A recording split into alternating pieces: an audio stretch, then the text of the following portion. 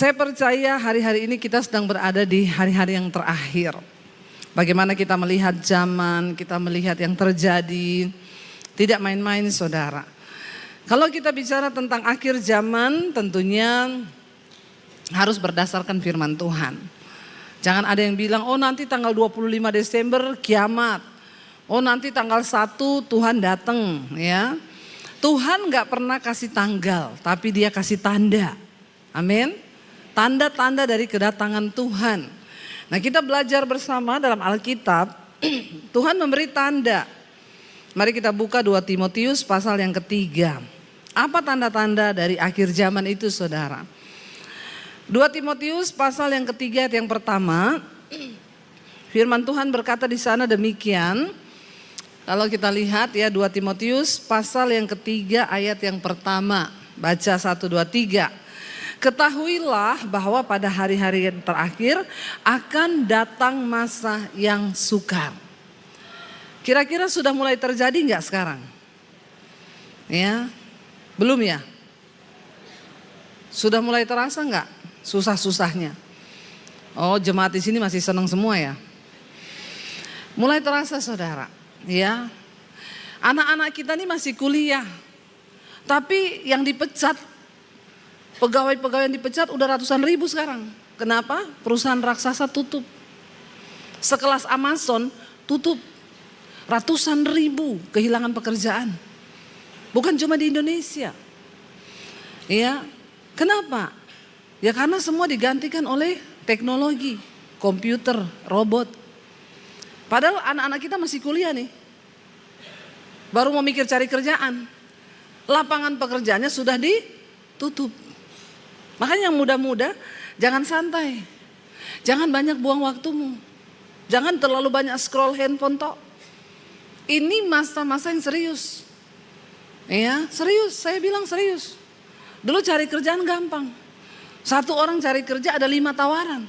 Sekarang 5 cari kerja untung-untungan 1. Ya. Kenapa? Teknologi gantikan orang sekarang.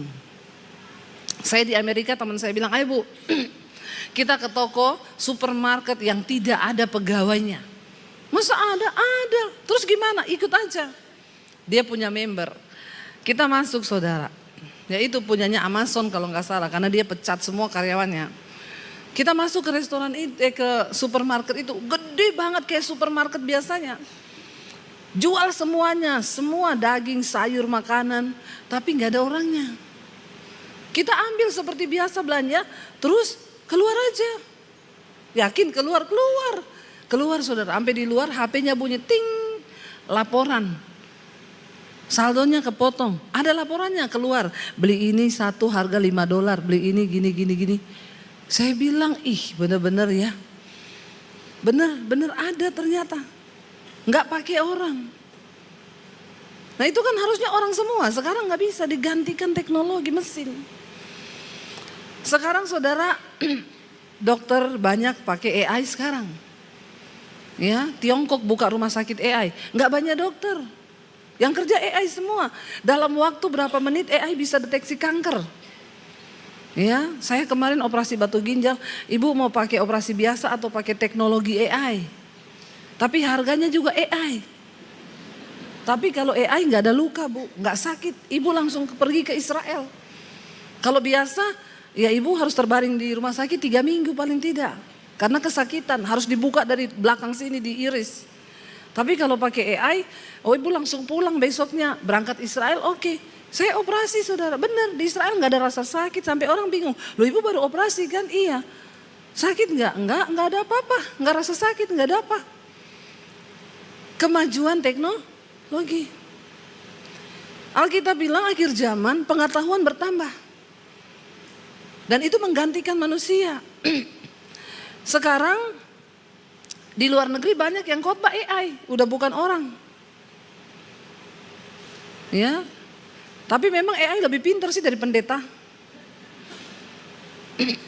Saudara kalau mau khotbah, kita pendeta malas cari ayat nih, ketik aja di situ di AI, khotbah tentang buah roh.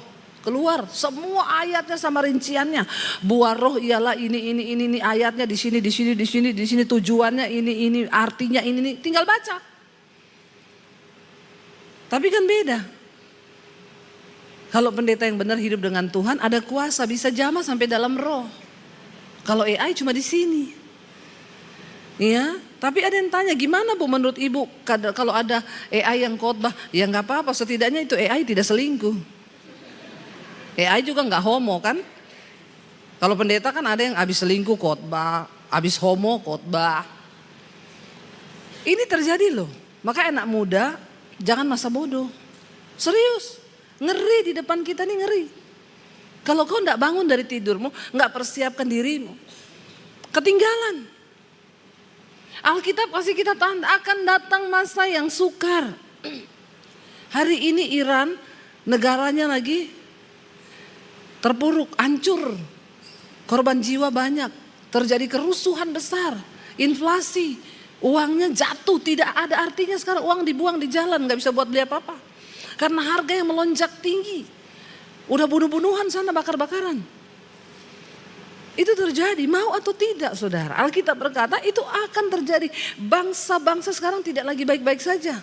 Presiden Venezuela diambil langsung, ditangkap di tempat. Sekarang negaranya lagi berontak. Habis ini bisa jadi korban berikutnya itu. Ya, kita berdoa Indonesia dalam pegangan tangan Tuhan. Kita berdoa saudara. Ngeri kalau kita nggak berjaga-jaga. Sesuai yang Alkitab bilang, semua akan terjadi. Lalu dikatakan apa?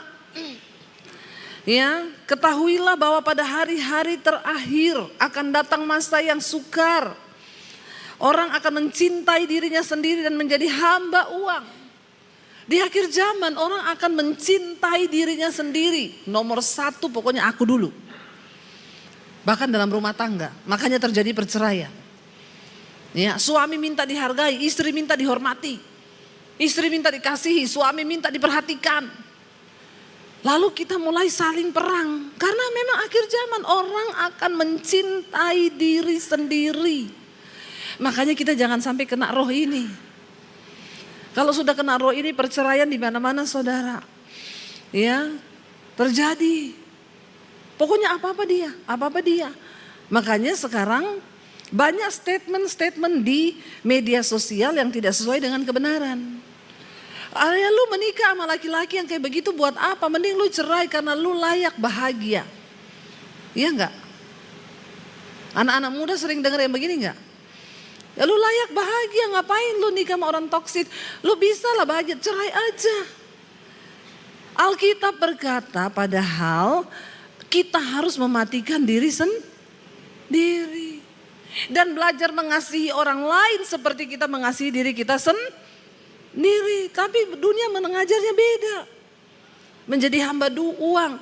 Makanya anak muda sekarang pada ngomong, selain donatur dilarang. Ini hamba uang. Ya, lu nggak bisa jadi provider buatku, jangan ngatur hidupku. Alkitab suruh kita begitu enggak? Ya. Enggak kan? Selain donatur dilarang mengatur. Makanya banyak anak-anak muda, gadis-gadis yang lebih memilih jadi simpenan. Ani-ani, no. Simpanan, tobat kau. Yes. Enak aja. Ani-ani no, simpanan no. Dua-dua syaiton itu. No semuanya. Karena uang. Orang menghalalkan segala cara. Yang penting dapat uang. Biar jadi simpenan, biar jadi ani-ani, pokoknya uang. Mereka bilang karena hari-hari gini Bu, tidak semua manusia itu butuh perhatian. Ya, contoh Nyi Roro Kidul butuh tumbal. Itu syaitan bukan orang. Amin. Jadi orang mencari tumbal sekarang. Istri dijadikan tumbal, suami dijadikan tumbal, anak dijadikan tumbal. Korban perasaan, korban akhir zaman, ya. Lalu dikatakan ayat yang berikutnya apa? Mereka itu menjadi hamba uang. Pokoknya uang nomor satu. Mereka akan membual, menyombongkan diri, akan berbohong, ya. Sekarang ini dengan adanya sosial media banyak pembohong saudara. Pura-pura kaya, ya toh? Pura-pura bahagia di medsos. Padahal utang. Makanya jangan iri melihat orang pamer di media sosial. Karena kau tidak tahu berapa cicilan yang harus dia bayar setiap bulan. Demi untuk validasi. Ya, butuh pengakuan. Jangan saudara, jangan. Semua yang pura-pura itu nggak enak. Pura-pura bahagia, pura-pura kaya, apalagi pura-pura kurus. Foto dari atas biar terlihat kurus, dari bawah diedit, ditirusin, susah. Mending gak usah pura-pura, hidup apa adanya, ya. Jangan terpancing. Kalau lihat orang di media sosial liburan, biarin aja. Bisa nggak ya satu saat aku kayak dia? Jangan iri juga. Karena banyak orang itu sirik tanda tak mampu. Ya, susah lihat orang senang, senang lihat orang susah. Kalau lihat orang sukses bilang bisa nggak ya satu saat aku kayak dia? Amin. Nggak usah iri juga supaya Tuhan berkati kau. Nggak usah membual, nggak usah sombong, nggak usah pengen menyamai. Sampai akhirnya utang kanan kiri. Terakhir pinjol. Nah ini banyak ini. Kenapa itu semua? Karena ini. Sombong jadi pemfitnah. Memberontak terhadap orang tua dan tidak tahu berterima kasih. Tidak peduli agama.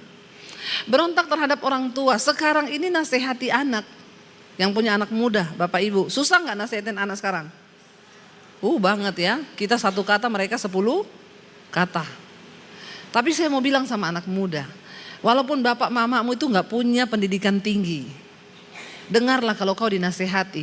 Karena orang tuamu itu lebih berpengalaman dari kau. Kau belum lahir, mereka sudah hidup, amin. Gak usah sombong jadi anak. Ya, dengerin, orang tua tuh gak ada yang jahat. Nasihat orang tua tuh bener, baik.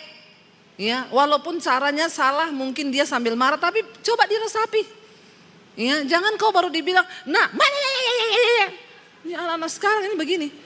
Ya, sok tahu, padahal nggak tahu apa-apa. Ya, karena sekarang memang kau itu media sosial gurumu. Apalagi saudara, kemarin saya lihat berita ada anak umur 12 tahun bunuh mamahnya. Anak perempuan loh, nggak disangka pakai hijab, mukanya kalem.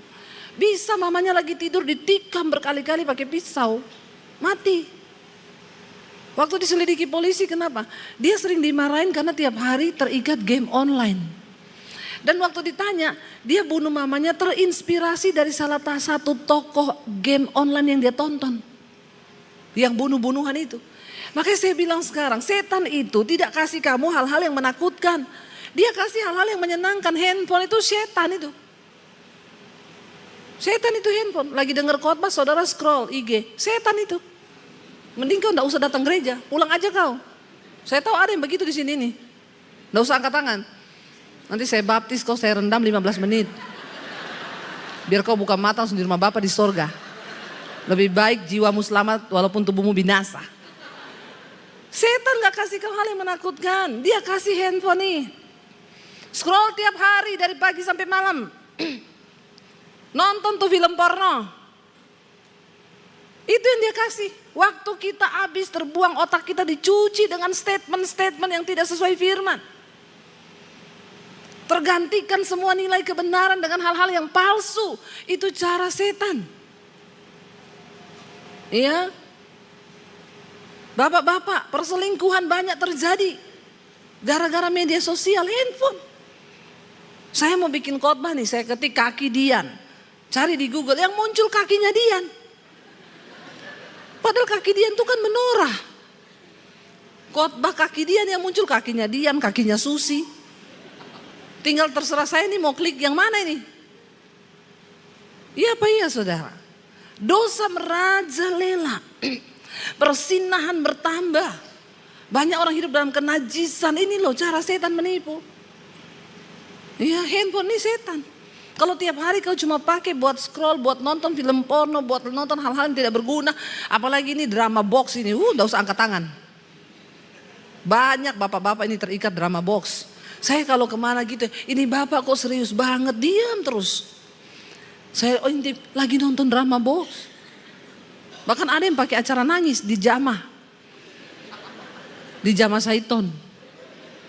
nonton drama box saudara. Memang ini dunia sekarang ini saudara ngeri. Ya, tidak peduli dengan agama, nggak tahu terima kasih. Kita sering temui nggak sekarang orang-orang nggak tahu terima kasih? Banyak ya, udah dibaikin, ya balasnya jahat, ditolong, jelek-jelekin kita, utang nggak bayar, ya enggak. Bahkan mau nagih utang sekarang susah loh. Orang mau nagih utang nih, pakai bahasanya, Bu maaf banget.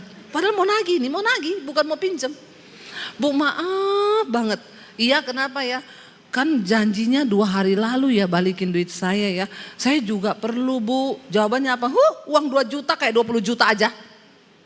Sekarang begitu. Makanya kau jangan jadi penanggung. Jangan jadi Tuhan terus buat orang lain. Amin. Saya takut sekarang ini saudara. Apalagi kalau ada yang WA. Hai Say, ingat aku ndak? Horor itu, horor. Horor. Ya lebih baik cepat-cepat bilang gak ingat. Dia sambung lagi, yang waktu itu loh lupa, kebetulan kena amnesia. Baru tadi pagi. Ngeri sekarang, soalnya kalau disambung buntut-buntutnya, boleh gak pinjem? Kalau udah pinjem gak balik. Banyak orang gak tahu terima kasih. Tanda-tanda manusia di akhir zaman, gak peduli agama. Yang muda-muda, jangan pacaran dengan yang tidak seiman. Amin. Secantik apapun dia, seganteng apapun dia, lewat. Saya mau bilang ribet ya, rumah tangga itu 2 jadi 1. Kalau kau tidak sepaham, sepikir, yang seiman aja belum tentu seimbang. Apalagi yang tidak seiman. Kalau Alkitab bilang jangan, jangan kau lawan. Soalnya Bu, saya ini dari dulu berdoa Bu, minta Tuhan kirim Yakobus, Immanuel, ya, Yohanes, Lukas, Petrus, yang datang Zulkifli. Dan umur saya Bu, sudah mau kepala 3. Saya soalnya takut. Saya bilang iya sih. Di bawah 30 jodoh di tangan Tuhan, di atas 30 Tuhan lepas tangan. Ya saudara, jangan kau jual imanmu cuma gara-gara jodoh. Jangan kau tidak perlu dengan agama. Agama itu keyakinan kita, percaya sama Tuhan Yesus, amin. Lalu dikatakan di sana apa? Tidak mau mengasihi, tidak mau berdamai, suka menjelekan orang, tidak dapat mengekang diri, garang, tidak suka yang baik. Memang orang-orang sekarang ini tidak suka yang baik. Maunya yang jahat, nggak mau berdamai, maunya perang. Ayat 4, suka mengkhianat, tidak berpikir panjang, berlagak tahu atau sok tahu, lebih menuruti hawa nafsu daripada menuruti Allah. Ini saudara, hari-hari ini semoga ini tidak ada dalam kita semua. Yang ayat 5 ini yang saya suka baca. Secara lahiriah mereka menjalankan ibadah tiap minggu ke gereja, tetapi pada hakikatnya mereka memungkiri kekuatannya. Jauhilah mereka itu. Ini terjadi akhir zaman, gereja penuh. Gereja ini dulu saya khotbah 2 tahun lalu masih 2 ibadah, sekarang 4 ibadah. Tapi jangan sampai jemaatnya ini termasuk jemaat akhir zaman. Yang secara lahiriah tiap minggu ke gereja, tapi pulang yang merokok tetap merokok, yang homo tetap homo, yang lesbi tetap lesbi, yang kepahitan tetap kepahitan. Bahkan ada sudah datang ke gereja, suami istri berantem nih, pulang tetap berantem, gak omongan. Syaitan itu. Terus kenapa kau ke gereja? Mending kau di rumah saja. Kalau kau tidak mau berubah, kau memungkiri kekuatan dari ibadah itu sendiri, yaitu firman Tuhan. Kalau datang ke gereja berantem, dengar khotbah, pulang baikan dong, amin. Datang berantem, pulang tetap berantem. Hatinya itu dipenuhi kuasa setan. Yesus bilang kalau kau ke gereja mau kasih persembahan, entah persembahan pujian, persembahan uang, ingat dulu, cek dulu apa yang ada di hatimu. Kalau kau kepahitan sama mertuamu, iparmu, suamimu, pulang berdamai dulu, baru kau balik lagi ke gereja. Itu ibadah yang berkenan. Jangan jadi jemaat akhir zaman. Secara lahiriah gereja penuh, tapi hidupnya gak berubah. Pulang yang penjudi tetap penjudi, yang bersinah tetap bersinah, yang ani-ani tetap ani-ani, yang boti tetap boti. Jangan saudara, jangan engkau tidak menghormati Tuhan. Hormati Tuhan. Karena di akhir zaman hanya orang-orang yang menghormati Tuhan yang akan disertai Tuhan. Sudah tampang pas-pasan. Kelebihan otak juga pas-pasan. Ya. Jahat tidak menghormati Tuhan, terus apa kelebihanmu? Walaupun kita ini pas-pasan, otak pas-pasan, semua pas-pasan. Kalau kau hidup menghormati Tuhan, ada jalan-jalan yang akan Tuhan bukakan secara supranatural. Amin. Jangan tidak menghormati Tuhan. Lalu dikatakan di sana Bang, ayat 6, sebab di antara mereka terdapat orang-orang yang menyelundup ke rumah orang lain dan menjerat perempuan-perempuan lemah yang syarat dengan dosa, dikuasai oleh berbagai-bagai nafsu. Ada penyelundup-penyelundup. Ya, ada bapak-bapak selingkuh sama janda. Istrinya konseling, saya bilang, Pak, Bapak kenapa selingkuh Pak? Bu, Alkitab bilang kita harus perhatikan janda-janda. Saya baptis juga Bapak, saya rendam di laut mati, tapi Pak kita baptisnya yuk. Biar mengapung kau. Perhatikan janda-janda. Yang diperhatikan tuh janda yang benar-benar janda tua Pak. Kau perhatikan janda tua itu ibadah. Kau perhatikan janda muda itu nafsu. Iya, hati-hati loh saudara. Kenajisan, percabulan, perselingkuhan sekarang di kalangan orang Kristen banyak terjadi. Ya, lalu dikatakan di sana apa? Yang berikutnya dosanya dikatakan ayat yang ke-7. Walaupun selalu ingin diajar, tapi tidak pernah dapat mengenal kebenaran. Ini jenis manusia akhir zaman. Tiap minggu datang gereja, tapi hidupnya itu nggak pernah tahu kebenaran. Ya, terus saja berbuat dosa. Lalu kita harus ngapain saudara? Supaya kita selamat sampai di garis akhir. Supaya kita bisa masuk surga. Karena tidak semua orang Kristen bisa masuk surga. Maaf, jangan terlalu pede, maaf. Tuhan Yesus bilang banyak orang datang ngaku-ngaku, Tuhan aku bernubuat demi namamu, aku usir setan, ini orang-orang hebat. Tuhan bilang, enyah, aku tidak pernah mengenal kau pembuat dosa, pembuat kejahatan. Walaupun kau pelayanan, walaupun kau Kristen, kalau kau pembuat kejahatan Tuhan tidak kenal. Buka Yudas pasal pertama ayat 20, mulai baca di sana. Akan tetapi kamu, saudara-saudaraku yang kekasih, bangunlah apa? Dirimu sendiri di atas dasar imanmu yang paling suci dan berdoalah dalam Roh Kudus. Kita disuruh bangun apa? Diri sendiri. Tidak ada orang lain yang bisa membangun imanmu kecuali dirimu sendiri dengan Tuhan. Saya selalu bilang, tidak ada saudara, karena iman itu adalah pribadi kita dengan Tuhan. Saya nasihati anak-anak saya selalu ingetin. Ingat ya, sorga urusan pribadi. Mami tidak bisa gandeng kamu ke sorga. Mami tidak bisa gandeng papi tidak bisa gandeng mami. Tidak ada anak bisa gandeng orang tua ke surga. Tidak ada suami bisa gandeng istri ke surga. Tidak ada istri bisa gandeng suami ke surga. Karena keselamatan itu urusan pribadi kita.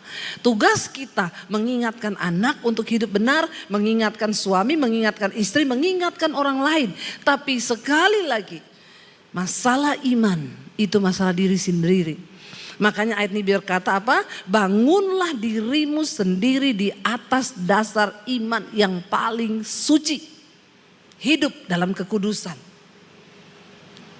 Kita gak bisa paksa anak-anak kita saudara untuk hidup kudus. Bagian kita hanya menasihati mereka. Kita gak bisa paksa suami kita untuk hidup kudus. Bagian kita cuma doakan dan menasihati. Kalau dia gak mau, biarin. Makanya jangan terlalu cinta suami lebih dari Tuhan. Amin. Nggak usah, jangan terlalu cinta suami lebih dari Tuhan. Jangan terlalu cinta istri lebih dari Tuhan. Jangan terlalu cinta anak lebih dari Tuhan. Ada ibu-ibu cinta sekali sama suaminya. Bu, saya mau bunuh diri bu. Kenapa ibu mau bunuh diri? Suamiku selingkuh. Goblok. Kenapa ibu mencintai suamimu lebih dari Tuhan? Yang selingkuh suami, ibu yang mau masuk neraka. Suamimu enak-enak kok masuk neraka, ngapain bu? Biarin kalau pilihannya selingkuh, biarin. Ibu bangun dirimu sendiri, bangun imanmu sendiri di atas dasar iman yang paling suci. Biarin. Ya. Dia mau selingkuh, dia mau apa, itu pilihannya. Tapi kita tetap berpegang pada firman Tuhan. Ya, makanya jangan cintai suami lebih dari Tuhan. Karena suami itu cuma dua, kalau nggak dipanggil Tuhan diambil pelakor. Tapi bapak-bapak di sini tidak. Kok nggak ada amin? Amin. Lalu dikatakan di sana ayat yang ke-21, peliharalah siapa? Orang lain? Enggak. Peliharalah dirimu demikian dalam kasih Allah sambil menantikan rahmat Tuhan kita Yesus Kristus untuk hidup yang kekal. Pelihara dirimu sendiri. Jaga imanmu sendiri. Jangan biarkan imanmu itu bergantung pada orang lain. Kalau suami saya berbuat jahat, enggak Tuhan-Tuhanan. Kenapa Tuhan begini? Kenapa? Ngapain? Kita yang bertanggung jawab atas diri kita sendiri, atas iman kita sendiri. Suami bisa mengecewakan kita, istri bisa mengecewakan kita, anak bisa mengecewakan kita, mertua bisa kecewakan kita, menantu bisa kecewakan kita. Tapi Tuhan tidak pernah mengecewakan. Ada anak muda putus cinta, lompat dari apartemen mati, goblok. Kenapa itu bisa terjadi? Karena kau hanya mencoba terus menyenangkan orang lain, tapi kau tidak pernah mencoba hidup menyenangkan Tuhan. Anak muda dengar, kalau kau ingin dapat rancangan yang terbaik, hidup senangkan Tuhan dulu. Amin. Maka yang lain akan Tuhan berikan. Tapi kalau kau coba hidup menyenangkan pacarmu, ketika dia mengkhianati, kau kecewa. Senangkan Tuhan karena Tuhan tidak pernah mengecewakan. Ayo bangun dirimu sendiri. Bangun imanmu sendiri dengan Tuhan. Makanya selalu bilang, enggak usah titip-titip doa. Di gereja ini tadi saya lihat ada kotak doa. Memang boleh, memang ya gereja tugasnya begitu. Supaya ada kerjaan buat pendoa syafaat juga. Doakan formulir doa saudara. Tapi jangan kau pikir setelah kau masukin formulir doa itu, terus kau enggak berdoa. Terus kau pikir Tuhan dengar gitu doa-doamu itu yang didoakan orang lain. Iman tidak bisa diwakili. Keselamatan gak bisa diwakili. Makanya saya juga ini gak mau pura-pura. Kalau ada orang datang, Bu doain dong. Doa apa Bu? Ya doa apa kayak minta kayak berkat, gak usah. Saya gak mau pencitraan Bu. Ketemu di bandara, ketemu di parkiran, ketemu di mall. Ibu Devi ya ampun doain dong Bu. Kasih kepala begini. Doain buat apa Bu? Gak usah, ibu pulang. Masuk kamar tutup pintu. Nangis sama Tuhan, itu yang didengar. Kalau cuma di mall sini Bu, percuma, saya cuma pencitraan aja basa-basi. Bisa saya doain ibu 1 menit. Tuhan berkati ibu ini dalam nama Yesus, dalam nama Yesus. Ngapain sih kita main-main dengan Tuhan? Doa yang didengar Tuhan itu doa yang lahir dari hati yang hancur. Yesus bilang kalau kau mau doa, masuk ke kamar, tutup pintu. Berdoalah kepada Bapamu di tempat yang tersembunyi, sehingga Bapamu yang ada di tempat yang tersembunyi itu mendengarkan doa dari tempat yang tersembunyi, dan dia menjawabmu dari tempat yang tersembunyi. Kenapa dari tempat yang tersembunyi? Karena Tuhan itu hanya melihat hati. Dia melihat hatimu. Makanya jangan titip doa, apalagi Bu Devi doakan suami saya ya namanya ini Bu Joko, Bambang, Agus. Saya nggak mungkin doakan Bu, karena saya tidak akan hancur hati saya berdoa buat suamimu, karena saya tidak cinta suamimu. Ya, hati saya hancur berdoa untuk suamiku, karena saya cinta suamiku. Saya nggak mungkin bahwa Tuhan berkati Pak Bambang, Pak Joko, Tuhan Pak ini ngapain? Ya, aku enggak cinta. Coba punya pemahaman yang benar tentang kekristenan. Jangan ditipu-tipu. Mau ke Israel, ada ya titipan formulir doa? Buat apa? Mau saya bawa di tembok ratapan, pret. Kau pikir setelah doamu dibawa di tembok ratapan sana terus Tuhan dengar? Kagak. Yang jawab doamu siapa? Tukang sampah. Habis dimasuk-masukin itu, sampahnya datang marah-marah. Ini orang-orang ini dia ambil tuh kertas-kertas semua, dia buang tempat sampah. Itu orang Yahudi berdoa di tembok ratapan karena mereka tidak percaya Yesus itu Mesias. Mereka nangis di tembok ratapan minta Mesias datang. Orang Indonesia ikut-ikutan nangis di tembok ratapan. Karena tidak mengerti kebenaran, dipakai buat sulap. Ayo yang mau ikut ke Israel ikut saya. Nanti kita berdoa di tembok ratapan. Nanti merinding-merinding. Karena banyak orang Kristen suka yang merinding. Karena kebanyakan hubungan sama setan kau. Makanya merinding terus. Ngapain coba? Ngerti kebenaran saudara. Ya ngerti. Makanya saya juga kalau bawa grup, saya larang kamu berdoa di tembok ratapan. Nggak usah. Foto-foto aja di situ. Kalau kamu mengerti kebenaran, kamu tidak akan pergi berdoa di situ. Kecuali kamu nggak tahu kebenaran. Saudara, Yesus sudah datang menjadi imam besar bagi kita. Tidak ada lagi perantara. Pelihara dirimu, bangun imanmu sendiri. Tidak usah lewat orang. Tidak usah titip-titip doa. Setelah kita melakukan itu saudara, memelihara hidup, memelihara iman. Ayat 22 berkata, tunjukkanlah belas kasihan kepada mereka yang ragu-ragu. Engkau harus menjadi penuai-penuai di akhir zaman. Kalau ada orang yang imannya ragu, kuatkan. Jangan ragu, kita punya Tuhan yang sanggup berdaulat. Ayat 23, selamatkanlah mereka dengan jalan apa? Merampas mereka dari api neraka saudara. Satu saat kalau kita ini berhadapan muka dengan Kristus, berdiri di hadapan tahta pengadilan Kristus. Tuhan tidak akan tanya saldomu berapa. Dia nggak akan tanya pelayananmu hebatnya berapa. Tuhan cuma tanya satu, berapa jiwa yang sudah kau bawa bagiku. Rebut orang dari api neraka, itu tugas kita. Bawa mereka bertobat. Saya bersyukur kalau ada yang datang dan bilang, Bu Debbie, saya bersyukur lewat khotbah ibu, saya bertobat Bu. Saya nonton khotbah ibu di YouTube, saya cari Tuhan Bu. Saya ini dulu homo Bu, waktu saya dengar khotbah ibu, saya nangis sama Tuhan. Saya ini dulu ani-ani Bu, saya dengar khotbah ibu, saya bertobat Bu. Bu saya ini dulu bukan Kristen, saya dengar khotbah ibu, saya datang sama Tuhan. Saudara, itu kebanggaan kita. Waktu engkau bisa bawa keluargamu, istrimu, anakmu, temanmu, sahabatmu, bawa kepada Tuhan. Mereka yang suka dugem, kau bilang, jangan nanti kamu binasa. Ayo dengar firman, bertobat. Jadilah penuai di akhir zaman, amin. Jangan jadi pengejek di akhir zaman saudara. Saya serius mengingatkan ini. Hari-hari ini Tuhan sampaikan kepada saya, sampaikan ingatin jemaat tentang akhir zaman. Dan itu tugas saya. Supaya kita kedapatan kudus dan tidak bercacat celah. Kita hanya bisa tetap bertahan kuat bersama dengan Tuhan.